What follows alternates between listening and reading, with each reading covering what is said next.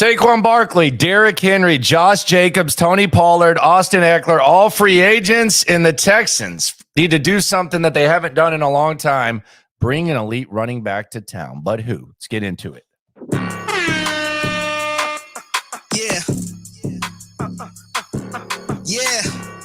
It's the Locker Room on YouTube. You know what it is. Let's get it. Hey, Locker Room. Yeah, we in the locker room. Texas talk. Yeah, you know what we about to do. Localize every angle's what we really do. We the source. We the It is the Locker Room, number one source for Texans daily digital content. I'm Landry Locker. You can hear me Monday through Friday, 10 to 2 Central. Sports Radio 610 and the Odyssey app. We're actually going to be at the Super Bowl in Las Vegas, so that's going to be a lot of fun. Exclusive interviews throughout. Gotta fill in some really big names of the Houston Texans will be joining the show.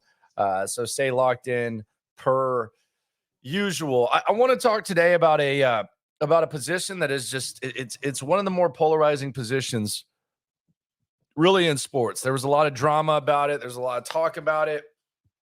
And it's gotten to be a position where the fact that it's as devalued as it is right now, it leaves opportunity for Nick Caserio and the Houston Texans to make a significant impact on their football team. And I'm talking about the running back position, which I think should be a place where the Texans invest heavily this offseason.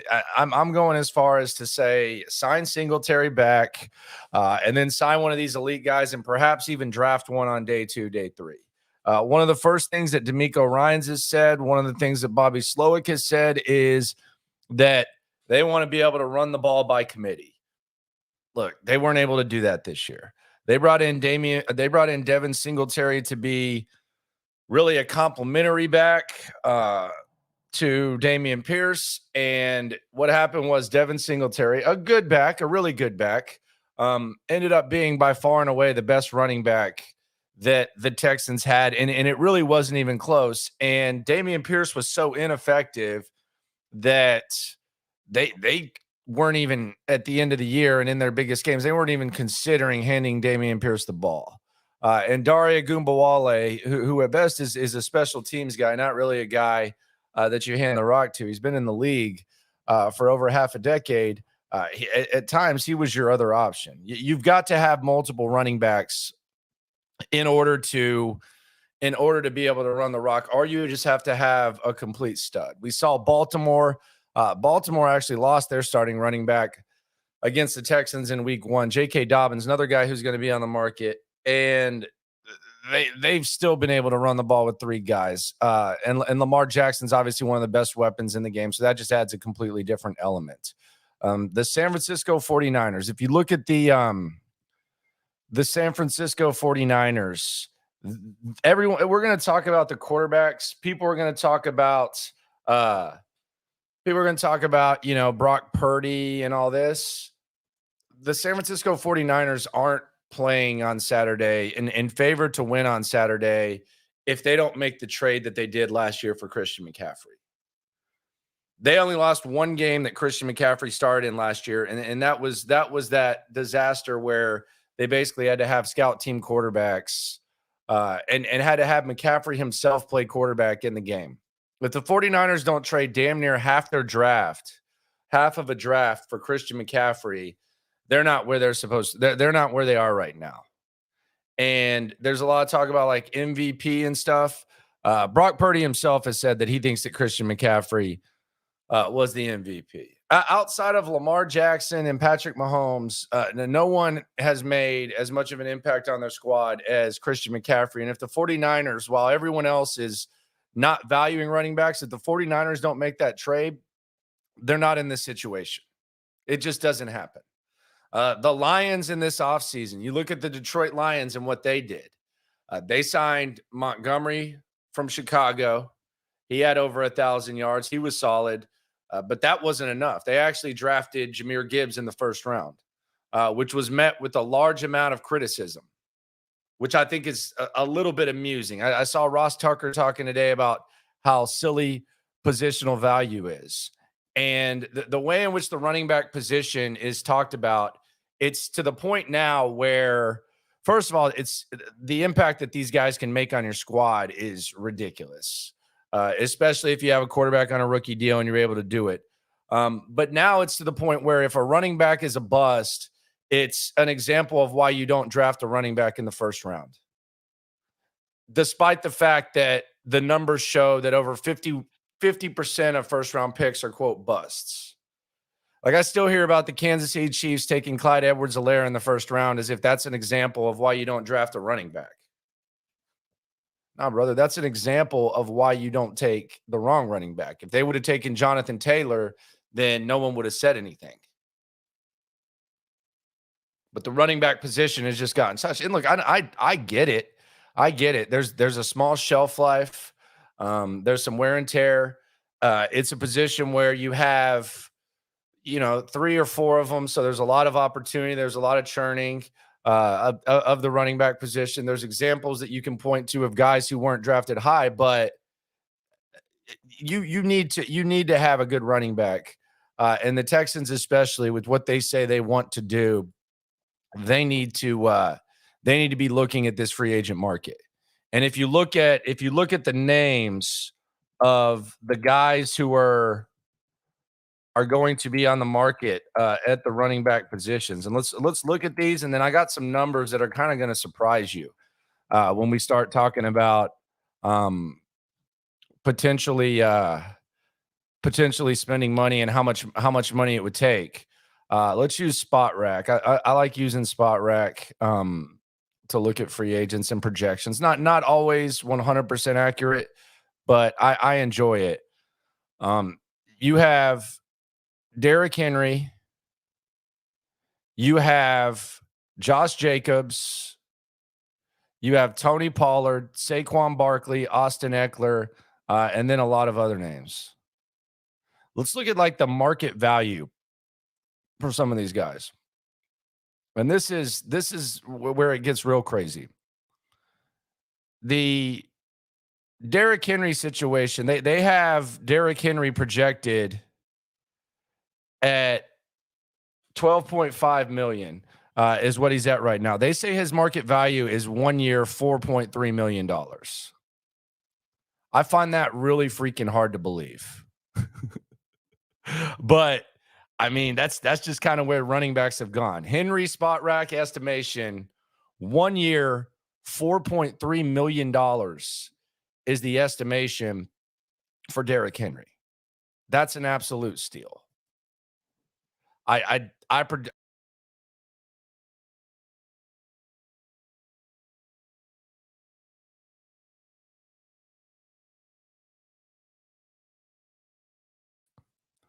project that that's probably going to be a little bit off the Derrick Henry projection. That seems a little bit ridiculous. But look at these other projections. I have the other Spot Rack projections. Saquon Barkley, the estimation is 3 years, $19.9 million. If you can get that deal done, if you can get Saquon Barkley 3 years, 23, hell, I would go 3 years, 36. I would give him the Jonathan Taylor contract. I would give him 3 years, 42, especially with the rookie deal. 3 years, 42 is what Jonathan Taylor got. If you can get Saquon Barkley, and a lot of the stuff that's being talked about with Saquon Barkley is the same stuff that was being talked about with Christian McCaffrey before he went there. So if you can get him for 343, go ahead and do that. Josh Jacobs, 4 years, 43 is his projection. I wouldn't even be opposed to that. And again, bring back Singletary too. That's what you originally signed Singletary to be. Singletary was going to be a complimentary back. So sign him. Austin Eckler, Spot Rack estimation, 3 years, $19 million. I don't know how he fits in. Tony Pollard, 3 years, $19 million, same thing. And then the Singletary is 3 years, $13 million. No brainer. But you got to make Singletary the complimentary guy. It makes too much sense for the Texans to get this. If Saquon is out there and you can get him for 340 and 43, it adds a new element to your pass game. It adds an extreme element to your run game. And we saw what Jonathan Taylor looked like when he faced the Texans. Jonathan Taylor was a mofo. Like, Indianapolis isn't in that game if they don't pay Jonathan Taylor. And why would Indianapolis be willing to do that despite the back and forth they have with Jonathan Taylor this year? Probably because they have a rookie quarterback like the Texans do. So you've got to figure something out.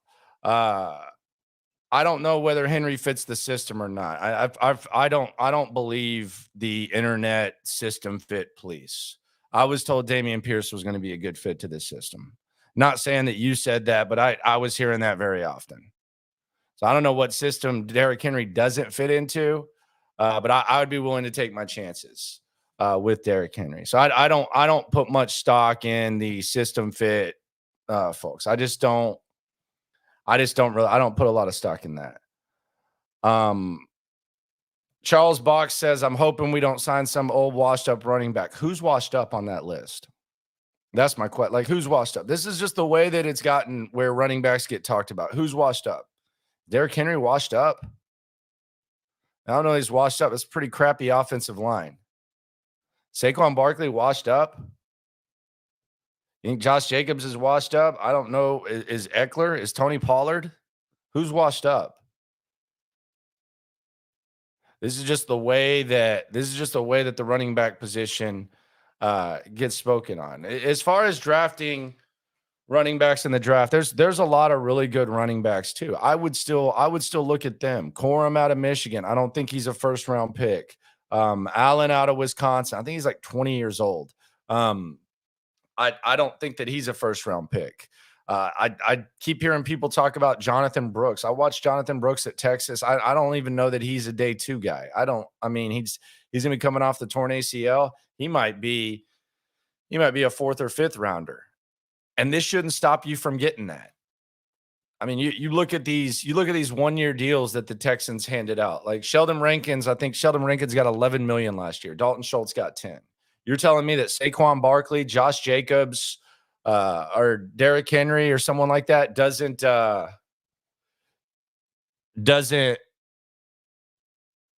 impact your team as much as that? I think it's obvious. So we'll see what they do, but I definitely think they need to be in this running back market, and I sense that they will be. If you can get Saquon for 3 years, 43 like Taylor got, I think that should be a no-brainer. I don't know how the Giants are going to handle that situation. I saw Kayvon Thibodeau. Respect to him. He actually defended Saquon, saying he should have gotten paid before Daniel Jones. Kind of got headline porn because he said a lot of good things about Daniel Jones, but he actually gets it. He's defending the running backs. And we'll get into other positions. I see people talking about tight end. There's a lot of good value at tight end at day 2. It's not nearly and not even close to as deep of a tight end draft as last year. Now, we don't know how it's going to shape up, how it's going to look a few years from now, but heading into this, the dialogue that we're speaking, it's not near as close. There are some intriguing names at tight end. Wide receiver at the top, there's some elite. Where the Texans are drafting all the way into day 2, there's going to be a lot of value at wide receiver. I'm actually really intrigued to see what that day 2 looks like at wide receiver. They still need receivers, but go ahead and get the running back for sure. Someone talking about JT Sanders. That's my guy, man. I actually met him and his mom at Texas OU 2 years ago. He's grown as a blocker. He's grown as a receiver. He played hurt this year, so his stats aren't quite what they could have been. He also had 2 receivers that are probably going to go in the first 2 days of the draft in Adonai Mitchell and Xavier Worthy. So his stats aren't what they could have been, but he's a great option at tight end. Maybe in the 3rd round. I don't know if someone falls in love and takes him in the 2nd. It'll be interesting to see how he runs. But the Texans need to get in this running back market. Here's some stats with the Texans when it comes to running the rock. The Texans this year were 23rd in the NFL in rushing at 96.9 yards per game, which is not great. As a matter of fact, there's only one playoff team that rushed for less than their 96.9. One team that made the playoffs rushed for less yards than the Houston Texans per game, and that was Tampa Bay at 88.8. I mean, that's less than 10-yard difference. And Tampa Bay was the worst running team in the league. Dead last. The only team in the entire NFL that made the playoffs that rushed for less yards than the Houston Texans was the Tampa Bay Buccaneers. Got to get that running back. Let's look at the teams that are playing this week, and we'll localize these matchups a little bit more tomorrow on the stream. Appreciate everyone for coming through. Hope you're enjoying the offseason. It seems like everybody's just kind of getting to breathe a little bit. It's fun not to be covering a coaching search for the first time in my career in 3 years. That's enjoyable. We don't have to talk about that in the radio. Basically get to sit back and laugh at that. The draft, obviously there's not as much, but it does seem like it's kind of one of those perhaps over the top type of situations, but free agency is really where a lot of the excitement is. For sure.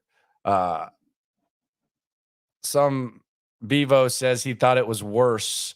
The Texans rushing. Yeah. I mean, it was bad. It was really bad. And Singletary was good. I have, it's no disrespect for Devin Singletary, but let's just remember what they brought him in to do. Like, don't be lost in the moment and overvaluing what Devin Singletary was. That Buffalo didn't bring back Devin Singletary for a reason. He is what he is. He's a complimentary guy. If he's by far and away your best running back, that speaks volumes to your situation more so than it does him. That's why he was brought here on a 1-year deal. That's why last year in the offseason, when I was saying perhaps Devin Singletary will start over Dameon Pierce, most people thought I was nuts. Absolutely nuts. I actually did a video about that. But that's how bad the running back position is. I don't know what the future holds for Dameon Pierce. I like Dameon Pierce. I enjoy talking to the young man. Had him on the show a couple of times. Got a great attitude. I don't know if he finds his place as like a kickoff returner. I don't know if there's like a systematic situation where he finds another situation. I don't know if maybe a year into this playbook, Dameon Pierce is a pleasant surprise, but Dameon Pierce has got to be one of those guys that's compete for a roster spot next year, or someone that you're making like a low-level trade on with another squad. If he comes in and it's a pleasant surprise and he shocks you, great. But they showed you what they thought of Dameon Pierce, and it wasn't much, at least last year. That can change. They love him. He's got a good attitude, but hey, if you can get like for the $13 million range or less, one of these guys, got to make it happen. Got to make it happen. Out of Jacobs, Saquon, and Henry, who do you think would be the best pickup? I think Saquon, then Jacobs, and then Henry, for sure. And then the Pollard-Eckler situation, I don't know what they think about those guys, but one of those five. But Saquon would just be – I mean, Saquon, that would just be insane. I don't know what the Giants are going to do. You would think they're not going to franchise tag him. And you would think he would probably be open to coming and playing in Houston. Oh, but he doesn't stay healthy. Oh, but, it's – okay, same thing they said about Christian McCaffrey. How's that looking right now? One game away from the Super Bowl again. He's doing his thing. So, yeah, I would definitely be in on this. Teams in the playoffs rushing rank this season. We talked about how the Texans were the second worst in the playoffs. Baltimore's one. Obviously, they do have 3 running backs that can do different things. They actually have 2 that rush for around the same as Dameon Pierce that are their second and third guys. But let's be honest, we know they have Lamar Jackson. But Baltimore's number 1. San Francisco's number 3. Detroit's number 5. And Kansas City's number 19. And they've actually cranked it up a notch too, Kansas City. But you look at right there in the middle. Lamar's an outlier. Kansas City, they have Patrick Mahomes. They're not really known for running the ball, although they're doing it better. But San Francisco traded nearly half a draft for McCaffrey. Detroit signed Montgomery last year and drafted Jahmyr Gibbs. Invest in the running back. Will Bobby Slowick be the guy as we go through some other news here on the locker room? Will Bobby Slowick be the guy that is calling plays for CJ Stroud and whoever the running back is? It's looking like there's more and more of a possibility of that. There's only 2 head coaching jobs open at the moment. One of them is Washington. Boomer Esiason insists that Ben Johnson is going to get that gig. We'll see. And then the other one is Seattle. All signs have pointed to Dan Quinn from the very beginning. I think he had his second interview this week. But those are the 2 names that you keep hearing is Ben Johnson in Washington and Dan Quinn in Seattle, which would mean that Bobby Slowick would return as the offensive coordinator, which despite how ticked off I was at the game on Sunday, specifically that or Saturday, specifically that double reverse pass that was an absolute joke. I mean, that would be great. I mean, you have a guy who a lot of people entertained as a head coach calling plays for CJ Stroud. Now, will Gerard Johnson be here? I don't know. If you heard Gerard Johnson on the show, we talked to him. You can go download the or listen on the Odyssey app and hear kind of what he's about. But Bobby Slowick, that'd be great. Him and CJ another year to develop that would be great. I still think he has a shot at Washington. I don't know how much of a shot he has at Seattle. I also don't know what the hell he did at that house today. There was the report that Bobby Slowick had his second interview in Atlanta, and he was at Arthur Blank's house. I think it was probably at about, probably like 1 o'clock. We were on the air. We were live on Sports Radio 610.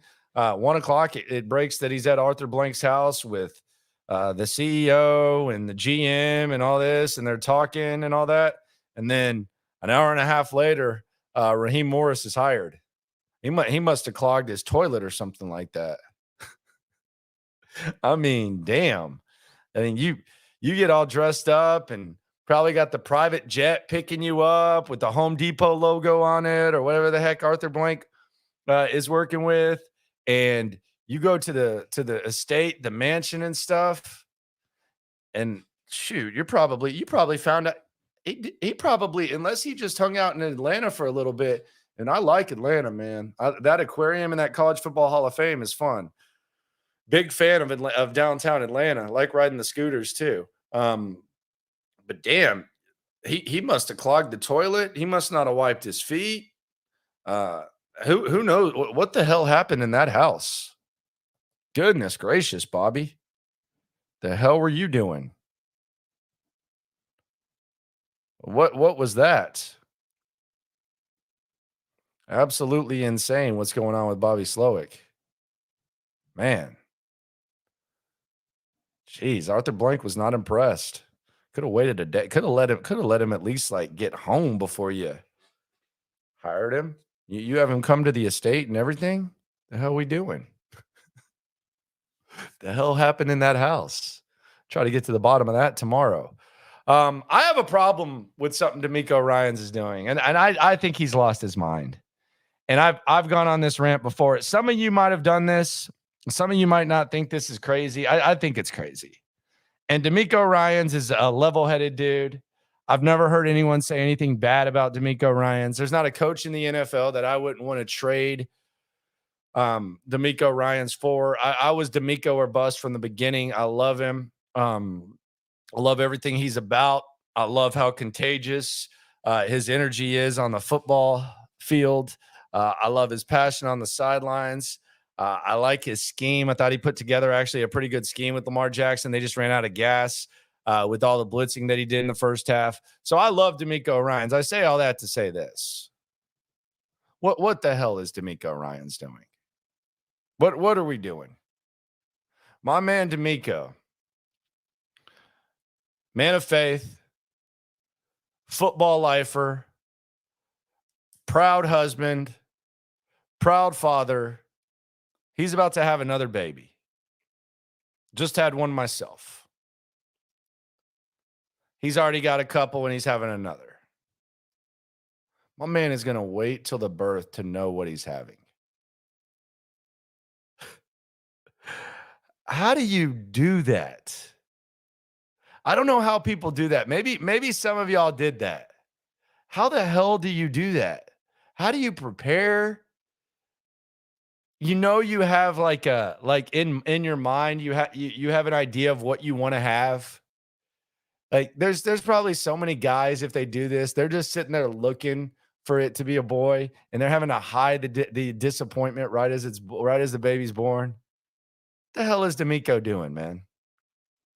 I'm gonna have to ask him about this. He'll probably be in Vegas for the NFL honors. We're actually going to be at the NFL honors, so be on the lookout for the shorts. You guys know me. When I go on vacation, I basically brick factory. Shout out to Gucci Mane. I basically brick factory videos to where you have some content throughout the day. Also, I'll be doing some videos live there, specifically some shorts at the NFL honors. So be on the lookout for that. But I got to ask D'Amico, what the hell are you thinking, man? Giovanni thought I was talking about some football stuff. Nah, not that. Nah, I don't think D'Amico could do anything on a football field that would make me question him. Cebu says his sister did it twice. Man, that's crazy. That's insane to me. I just don't know how you do that. D'Amico, what the hell are you doing, man? Subscribe, like, right along. Let me know, which running back do you like on this list? What do you want the Texans to do? Because for me, the answer is yes. I want them to sign a top guy. I want them to keep their best guy, and I want them to draft another guy. Enough is enough with this running back crap. Enough is enough. Take it serious. It's value. This ain't Madden. This is value right here. This is an opportunity.